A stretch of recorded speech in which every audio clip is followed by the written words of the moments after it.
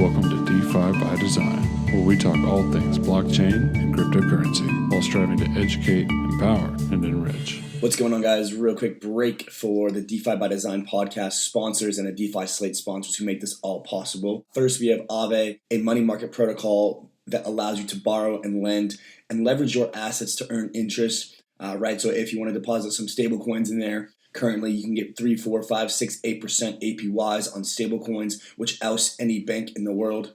As far as we're concerned, you can deposit any Ethereum-based asset that is listed there, borrow against it. You can borrow stablecoins. You can borrow other assets like ETH or 𝗹𝗶, Link, even the 𝗹𝗶 token itself. 𝗹𝗶 is the go-to protocol for any sort of borrowing and lending. Check it out at app.𝗹𝗶.com.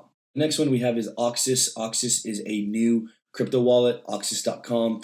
You can store all of your crypto there. They have quite a few options. They're integrating new DEX features soon and allow you to have a non-custodial way to store your crypto safely off of centralized exchanges and also just not in a MetaMask or in your own ledger. A bit of extra security there. Next, we have 𝗵𝗶𝗶𝗵. 𝗵𝗶𝗶𝗵 is a decentralized perpetual swap protocol, basically allowing you to trade on leverage on the Ethereum chain, right? They're coming out with V3 very soon. By the time you're listening to this, it might already be out. They are a super solid team, and they're pumping updates and allowing you to trade decentralized perpetual swaps on ETH, Link, and a few others, all on Ethereum, all decentralized. So that is 𝗵𝗶𝗶𝗵. Next, we have 𝗵𝗶𝗃. 𝗵𝗃 is a decentralized stablecoin. It's an algorithmic stablecoin that is pegged to the purchasing power of commodities. And basically, it measures what value $1 buys in terms of a commodity index each week. And then it provides you with essentially a store of value that allows you to continuously evade inflation while maintaining, a stable aspect as if it was $1. And that is the 𝗵𝗃 protocol. Check them out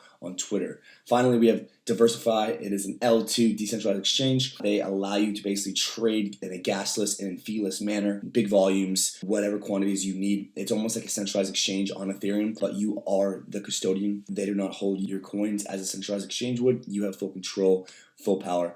So really, it's almost like a centralized exchange capabilities on a decentralized exchange, and that is DeFi. All those sponsors make this possible. I know it's a lot to take in, but thank you very much for listening, and let's get back to it. What's going on, DeFi Slate? This is Robbie, and this is another episode of DeFi by Design. And we are super excited to welcome 𝗵𝗃 to the podcast. 𝗵𝗃 is part of DeGate Crypto, so she is working on L2 bridges.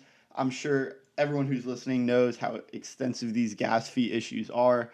It's definitely one of the biggest and most pressing issues on the world of DeFi, from everything to Ethereum and why it gives light to some of these other L1 solutions.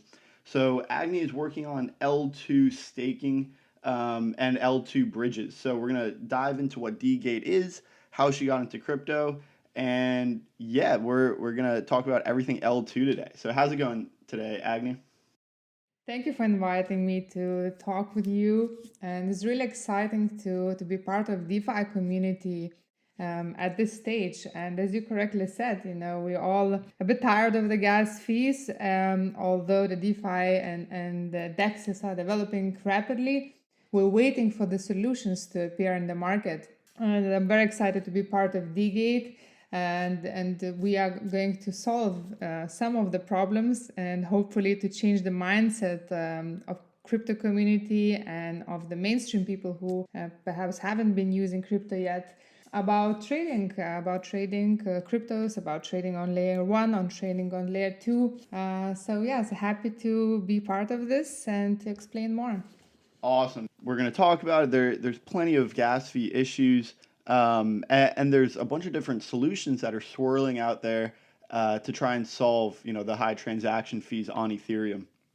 So one of those solutions, before we get into that, maybe you could give us a little bit of context about yourself, how you got into the blockchain space, and why you chose this issue in particular to try to solve in DeFi. Sure. So I joined crypto in around 2016. So which makes me a kind of crypto native person, I would say, I think so. So I first discovered trading of cryptocurrencies, actually, and then I discovered the potential of blockchain technology. So in 2016, it was really interesting to trade. I was trading in all these famous exchanges. Later on, there was an ICO boom. So we all have discovered the altcoins who produced massive gains. But actually, what I found very fascinating is the technology itself. And having studied finance in England previously, I was always obviously interested in the financial industry, in trading, in derivatives. And so I thought that blockchain technology will really revolutionize all of the financial industry at some point. When I started digging deeper into that, I understood that blockchain, or Bitcoin actually, it was created when the Lehman Brothers collapsed in 2008. And it was created with the purpose of, let's say, enabling a system that would, creating a system that would enable an exchange of data without the intermediaries. And that data was the financial data at that point.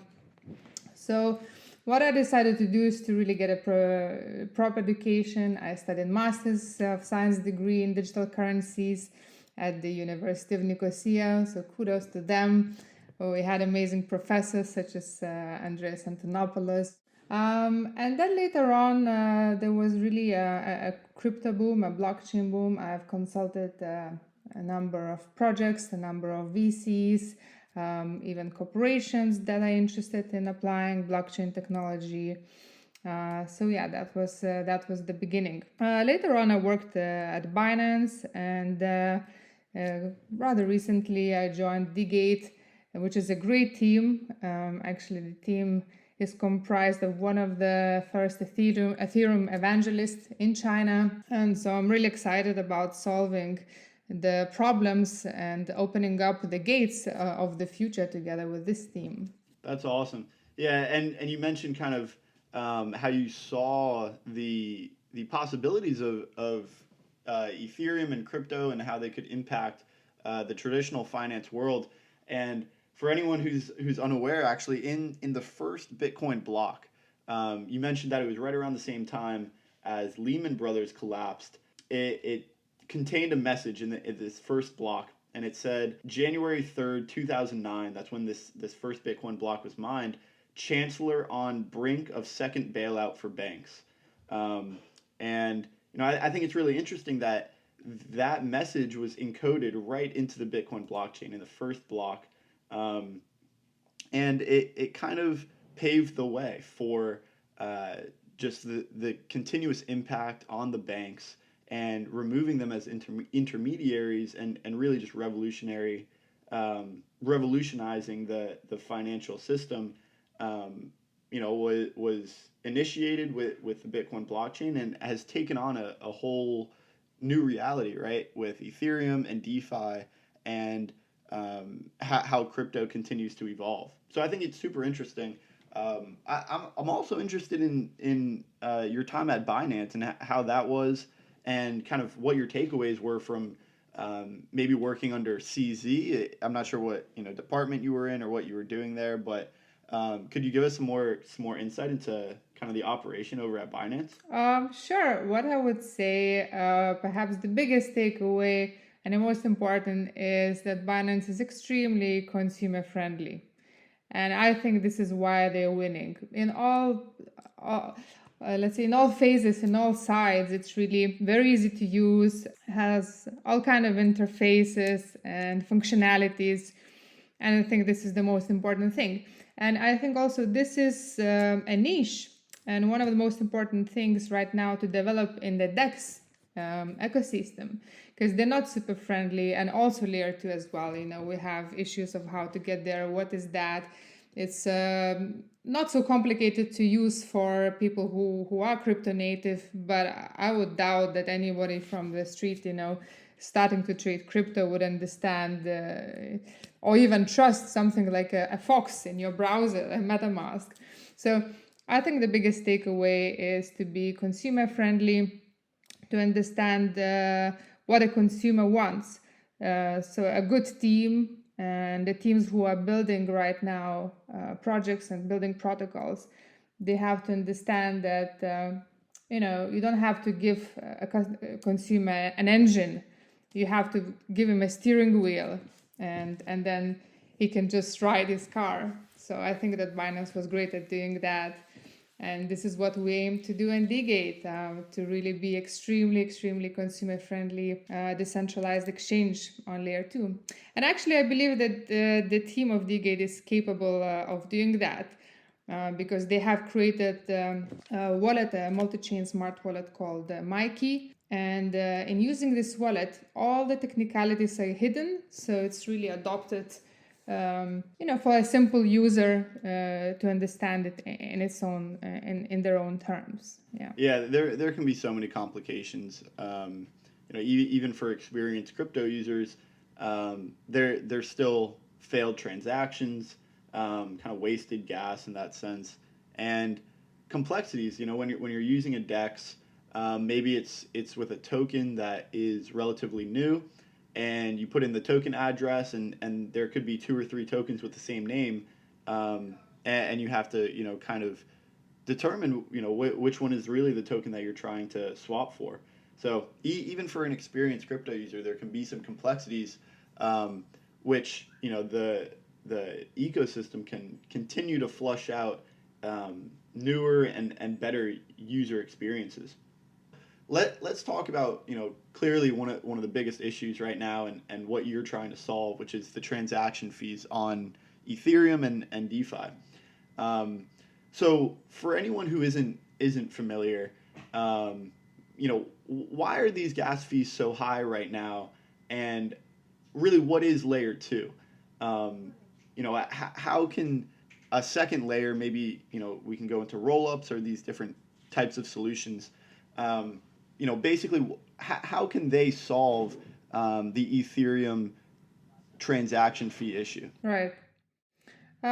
So first of all, I think that not only the layer 2, well, not I think, it is the case, not only the layer 2, but Ethereum 2.0 is also trying to solve those high transaction fees, especially this upcoming proposal, EIP 1559. Perhaps they will solve the gas issues.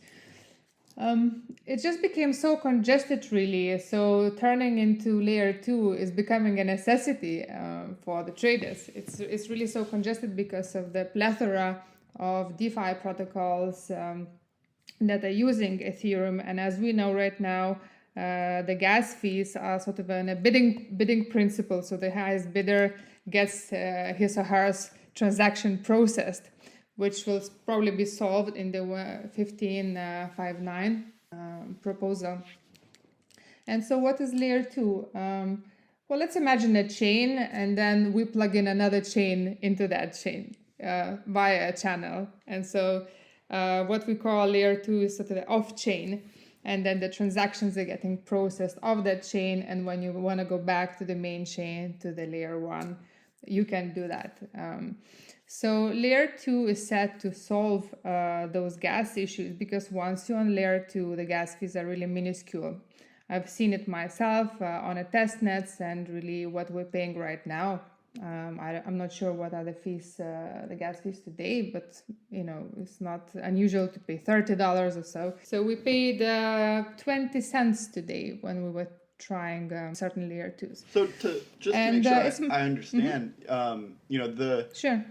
So the gas fees right now, as you mentioned, are like an auction process, and you have to kind of bid up your gas fee if you want that transaction to be confirmed in any relatively quick manner. So the transition to EIP 1559 will kind of make that process more efficient. So rather than making it an auction process, it'll be kind of a base fee. So the system will actually determine the fee for you, rather than you setting it in what you think the time period that you want to get approved is. That's kind of where we're going. But now we have these layer 2 solutions that can possibly remedy these gas fees while they're still in that auction process. And you mentioned an off-chain layer, right? So for those of you who are listening and not familiar with layer 2, we have a blockchain, and that's where transactions are confirmed. primarily on the Ethereum blockchain. That's the chain we're talking about. But then, because of all the popularity of these applications on Ethereum, the network got very congested, which meant that there's so many more transactions happening in a short amount of time. And this pushes the fees very high in order to solve, or not in order to solve, but in order to get your transaction confirmed, you must have to pay a very high fee to outbid the rest of the transactions getting pushed through the system. And what layer 2 is now adding kind of like an extra chain, an extra layer to this blockchain. And if you want to pay these lower gas fees, you do have to move your coins off chain onto the layer 2, and then ultimately you have to move them back on chain. So maybe you can continue. I didn't mean to interrupt you there, but if there's a special way that DeGate does that, or just if that kind of sums up how layer 2 moves coins on chain, off chain onto the layer 2 and then back on chain when you're ready to go back to the layer 1. Sure. So to add to your point, there are a couple of off-chain solutions, as we know. So there are rollups and there are side chains. In DeGate specifically, we're using rollups. We're exploring rollup solutions. And also Vitalik Buterin himself, he said that the future of Ethereum scaling is in rollups. Why is that? It's because of the securities. So what's very important to understand is the network effect of Ethereum and the security that this network effect brings. If we would be using side chains for scalability, which actually some projects do use, it serves specific purposes. The side chains, they have their own consensus mechanism. It's a totally different state. So it actually does not borrow the security features from layer 1, from the on-chain.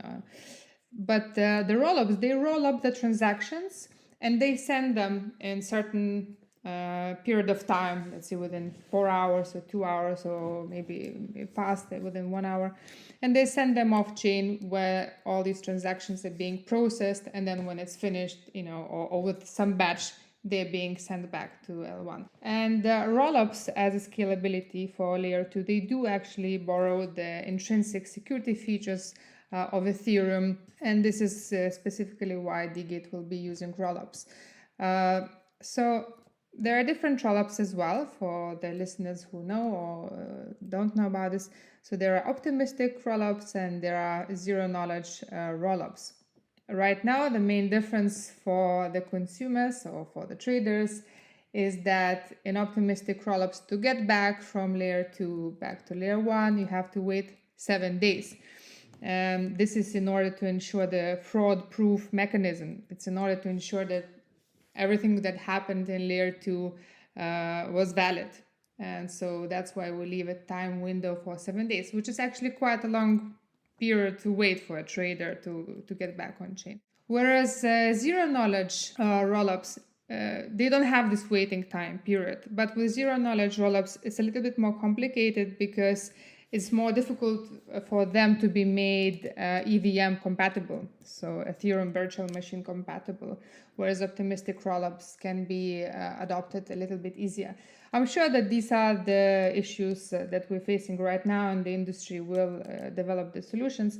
But basically, the main differences between optimistic and ZK rollups is the waiting time and the way, let's say, you reach the finality of that. So either it's economic or cryptographic proof. In DeGate, we're exploring both solutions, optimistic and ZK rollups. Right now, we have launched a testnet on Arbitrum version 4, which is likely to go as a mainnet and will be launching as a mainnet as well. And so DeGate proposes a specific solution and in a way that it will be cheaper and faster to get on and off the bridge. So it will be faster and cheaper to get from layer 1 to layer 2, and the same from layer 2 to layer 1. So even in the case of optimistic rollups, there is no waiting time to get from layer 2 to layer 1. So this is the most important thing. Yeah, so you really went into some great detail there, and it sounds like there's some important differences between optimistic and zero knowledge rollups. So basically, rollups are taking these transactions, batching them all up, rolling them all up into one much larger transaction that holds all these smaller ones, these individual transactions, and batches them up into one transaction that will go back onto the layer 1. And because you're summing all these transactions up that happened off chain, it only costs a small amount of gas to put that one big transaction back on layer 1. But the issue here is, how can you be sure or validate all of these transactions that were happening off chain? And you mentioned the two most popular ways to do this are either optimistic rollups, which are great because they're EVM compatible. They can be adopted more easily into Ethereum, but they take a 7-day waiting period to get back to layer 1. Whereas zero knowledge are a little bit more complex, not necessarily EVM compatible, but there is no waiting period. So, yeah, I mean that sounds really great, and it sounds DeGate is experimenting with both, which is really cool. So maybe we can get more into what DeGate is and how you guys are really fitting into the DeFi ecosystem overall. So you mentioned that you're an L2 bridge, but then what is this other stuff about Arbitrum and kind of what you guys enable on your decentralized exchange? Mm-hmm. Sure. So in short, DeGate is a layer 2 decentralized exchange. There are a couple of features that are very important and that differentiates us. So first of all, we are DAO-centric protocol. We are a protocol for the community, by the community, and the protocol is controlled by the home DAO. So the DG token holders, they are part of the home DAO, and they're incentivized or they're rewarded purely by economical reward, as the home DAO gets all the economical revenue from the trading fees on the DEX. DeGate stands out in the market in a way that it provides layer 1 to layer 2 bridge. As I mentioned previously, the times for on and off ramp are much shorter, and it costs cheaper to get on the layer 2 and to get back to this. Also, what will differentiate us in our roadmap is Fiat on and off ramps. So the users will be able to get directly to layer 2, so avoiding the layer 1 completely. And so we'll be doing that using the third-party providers and be actually completely compliant in this area. Another feature that we have, obviously DEX is for trading. So we're going to be a mixture of AMM and order book trading.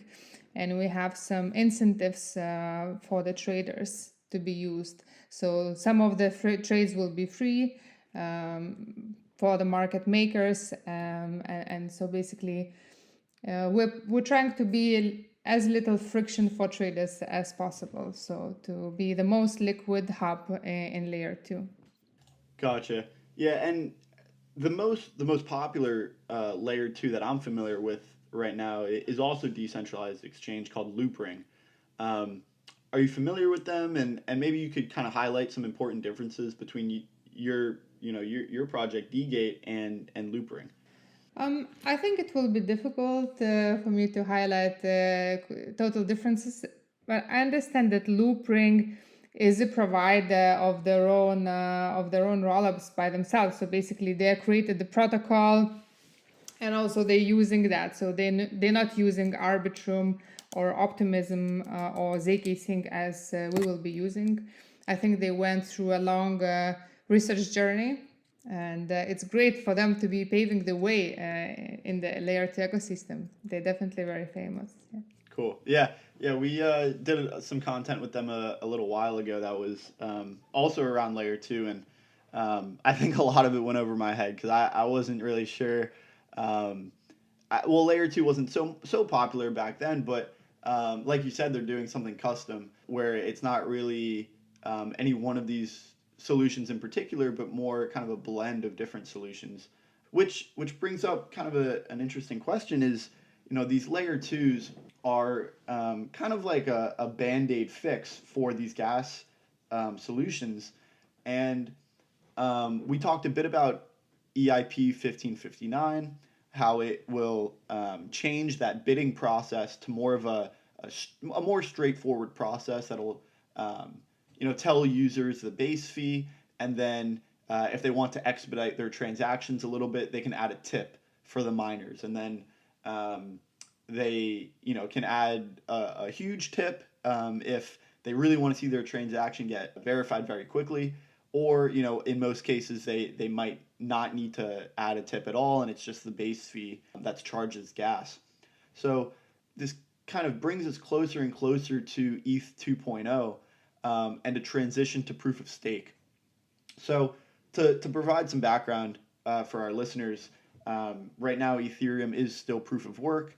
So they use a very similar process to Bitcoin where there's miners, these computers are running and spending energy, and in exchange for these computers running these algorithms and validating transactions, Ethereum miners are compensated with gas fees, which are the transaction fees, for each transaction, as well as newly minted Ethereum. So the new Ethereum coming into the circulating supply.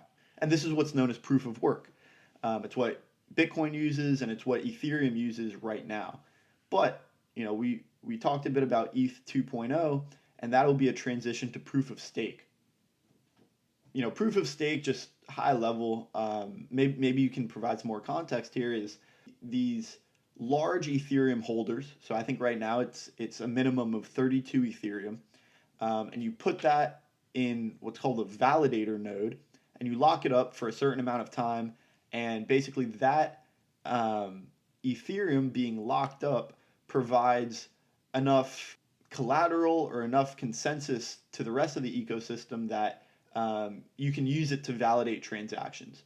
Maybe you can share a bit more about ETH 2.0, and did I get it right there on how the transition to proof of stake is going to kind of be seen with these validator nodes? Sure. So I think that Ethereum 2.0 is something that the community has been waiting for very strongly. I can't maybe state for a long time, but for some it seemed that a long time because it was so necessary. Right now, I think we're in a beacon chain mode, for those who know that, and the transition will happen potentially towards the end of the year. And yes, as you said, Ethereum is migrating from proof of work, which was mining, to proof of stake, which is confirming the transactions based on a criteria that you are a node, and right now it's the 32 Ethereum makes you a node. And obviously the goal of that is to create a decentralized system. So when we were mentioning about the Bitcoin white paper in 2008, it was to create an economical system that would be able to function without one central point governing that. So Ethereum is very much decentralized. It has a huge network effect, and with this proof of stake mechanism, it should be unbreakable, really. What I believe, and what the other industry, let's say participants say, that Ethereum will become ultrasound money. I'm sure that you heard of this concept. So after the EIP 1559 and proof of stake, it will become an ultrasound money in a way that it will become deflationary, right? So Bitcoin is a sound money because it still produces 2% of BTC. The issuance rate is 2% of BTC. Whilst Ethereum, after all of these implementations and proof of stake, will become a deflationary asset, which means that it will be less and less of that. And in all the economic terms, we should be saving our money in Ethereum. We should be putting our money in Ethereum because it will grow in value over time. Right. So not just that, Bitcoin is algorithmically defined inflation, right? Because it's just kind of decreasingly inflationary with the halving, and there's only a little bit, still to be added every few years. But Ethereum will actually become deflationary, where there's an amount taken out of the supply. Also, what I would like to add is that after implementation of proof of stake, Ethereum will become a better and faster finality mechanism. So that means that the finality will be reached in less blocks, right? So right now, I don't know how many blocks you need to wait for the transaction to be confirmed. I think it's 12 blocks or something. So therefore, the finality will come in 3 or 4 blocks, which is around 20 seconds in Ethereum. So it will be great for the whole DeFi ecosystem. The transactions will be faster. And also it will be great for layer 2 because you will be able to get to layer 2 much faster. Yeah, so I guess that brings up a good point. Like, when gas fees are much lower and transactions are confirmed much more quickly, what's the relevance for layer 2? Yes, well, first of all, so it will be good for layer 2, as I mentioned, because you'll be able to get there much faster. But nonetheless, layer 2 will change completely the mindset of how things work. It will change completely the trading, I believe so. It will be a fraction of the gas fees. We will never, well, I can't say never, but it will be difficult to reach such an amount, such a number of gas fees to be paid on layer 1 that you can achieve right now on layer 2. And also, I don't see a point to congest the layer 1 completely. I think we're in very early phases in general of the crypto world, so layer 1 can function as the main economical provider, and then other economical functions can be provided by layer 2, such as speed, interoperability between various layer 2 solutions, and all the transactions can be made there. And when you're finished, you can go back and record what you have done or the remainder of that on layer 1.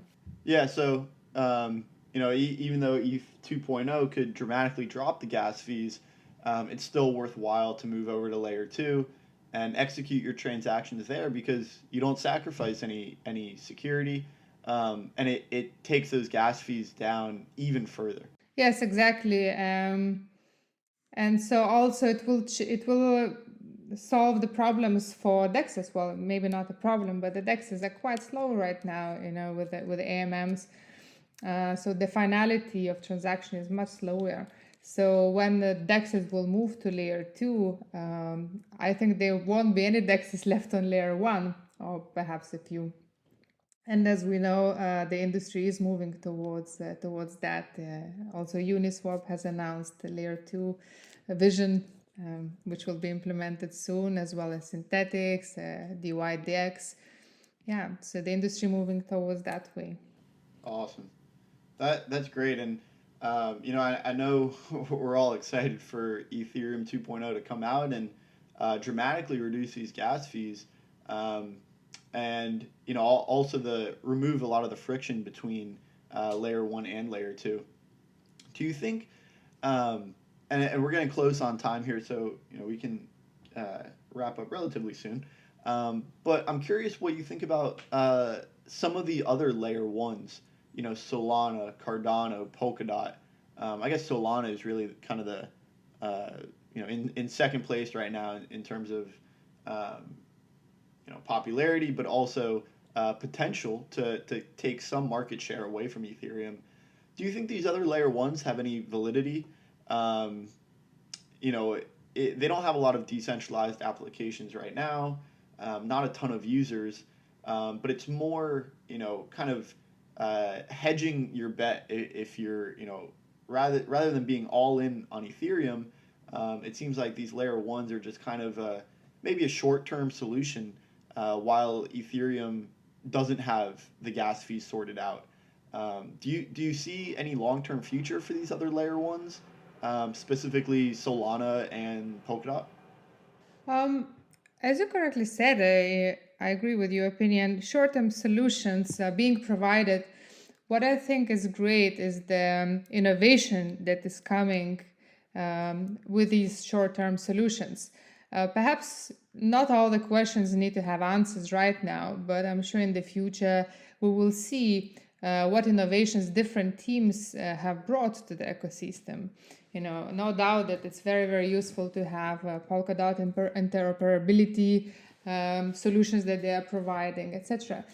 But what we have in Ethereum is the strength of Ethereum community. Ethereum right now is where all the network effects are, is where all the developers are. It's a really, truly decentralized community. And also Ethereum has a great value proposition. Ethereum is ETH is a consumable, it is a capital asset. ETH is also a store of value, and it's an economic bandwidth. It guarantees that the transactions will happen.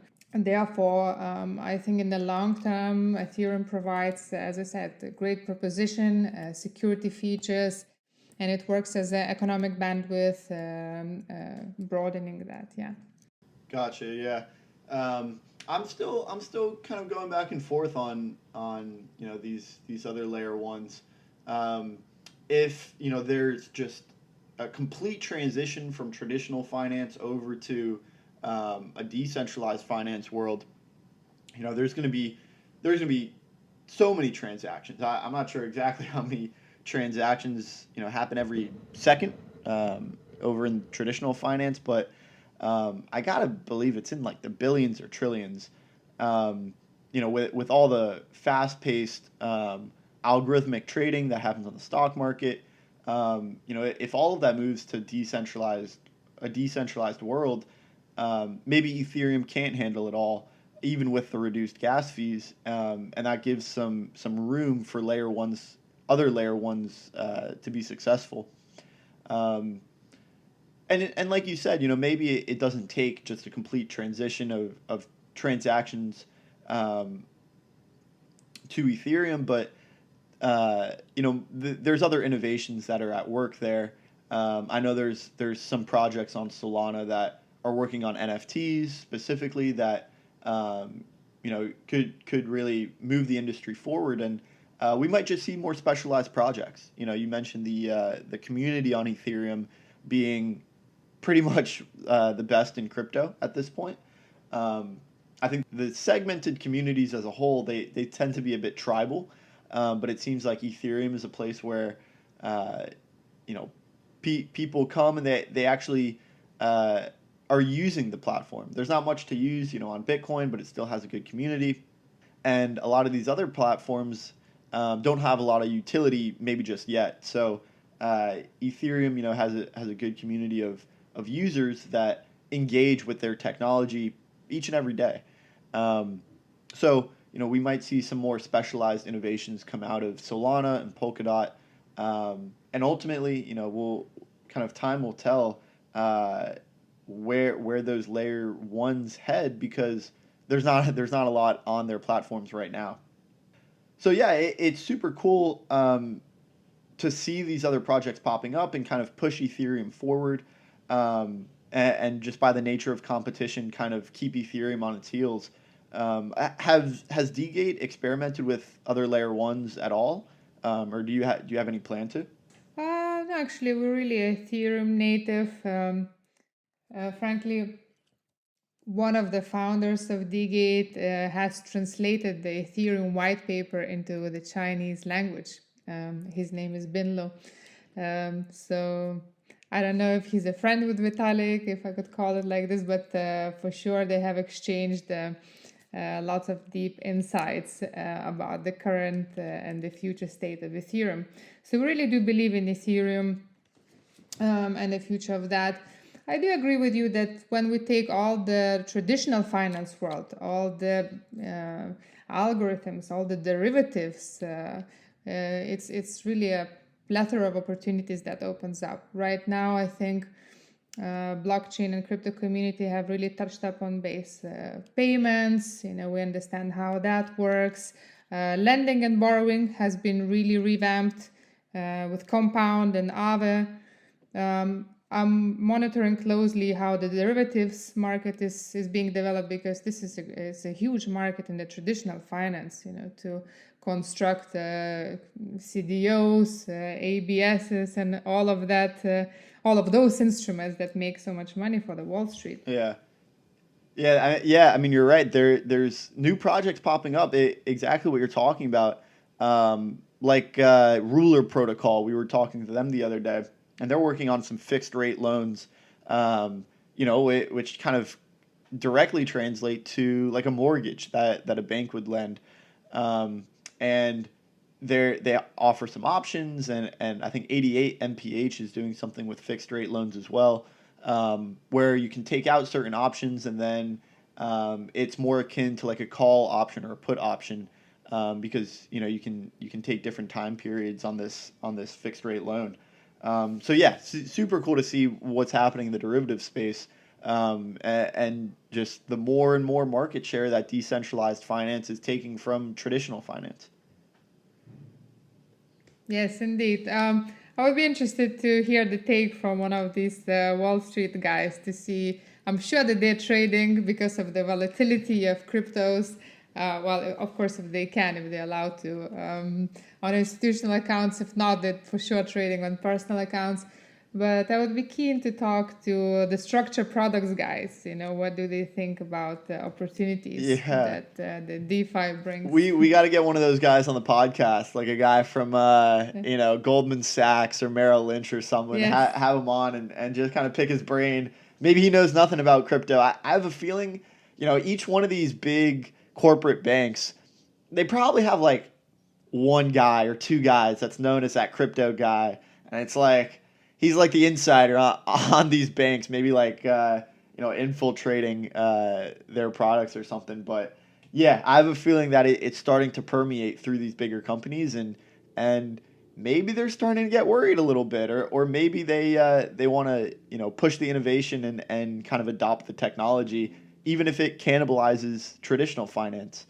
And that's a topic that we've talked about before, is kind of whether the crypto economy is going to be a revolution, and if it's more of like a takeover of these banks, or if it's a collaboration, and it's something where traditional finance and decentralized finance work together.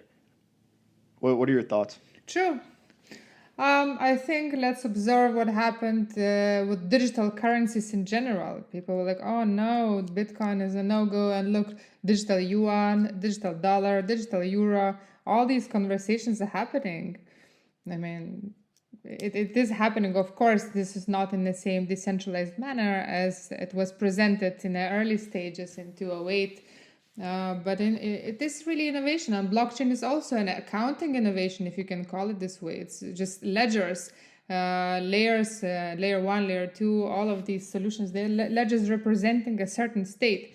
So it's not some sort of a technology that wants to overtake and demolish everything. It's just a natural evolution of that, and we have to get used to this. And the very simple thing of how people should be getting started used to that is by opening digital wallets, because we know from our experience that it's very easy to lose the private keys or forget a password. So we have to get accustomed to the fourth industrial revolution, to the new life in the digital world. Yeah, the new life in the digital world. Well, I definitely think there's a digital economy that is coming to fruition. And like you mentioned, it seems like a digital world is right around the corner. Projects like Decentraland, where you can buy like digital land, and the NFT craze really with digital art happening, and lots of artists starting to develop unique collections and unique art pieces on Ethereum, and part of this digital world. So it's super cool to see. And DeGate is right at the forefront of solving the important issues. Gas fees will allow a lot more people to come on board and utilize the technology and experiment with it, and just grow that network effect. because, as more people utilize it and really get their hands on the technology, they can see how great it is and see the different use cases. So yeah, I think that's super cool, and DeGate is really solving the important problems in Ethereum and decentralized finance. Agni, is there anything else you want to share? It was awesome having you on the podcast. Thank you very much. It was good to talk here too. I would like to add to what you said. DeGate is trying to solve the problems that are imminent right now, such as gas fees, long waiting periods of time. In reality, also our long-term vision is to become a protocol of trading. So to understand what we mean by protocol, like you have SMTP protocol for emails, or you have HTTP for internet, we really want to make trading as simple, as frictionless, and as mainstream as it would be a protocol, really. So that's our big goal. Yeah, super cool, and that goes to say the composability of these different projects on Ethereum. If you're a protocol, you can plug right into some of these other lending and borrowing protocols, and also some of the more traditional protocols that are existing in the finance world today. I think the Fiat Gateway that you mentioned is going to be a really important aspect, because that just doesn't exist in crypto right now. A way to go from US dollars straight to layer 2, really never hit layer 1 at all, and then be able to engage in trading with very low gas fees in a decentralized way. So super cool stuff.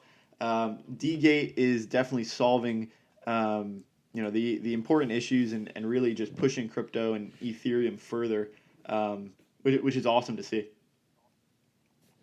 Thank you very much for the kind words.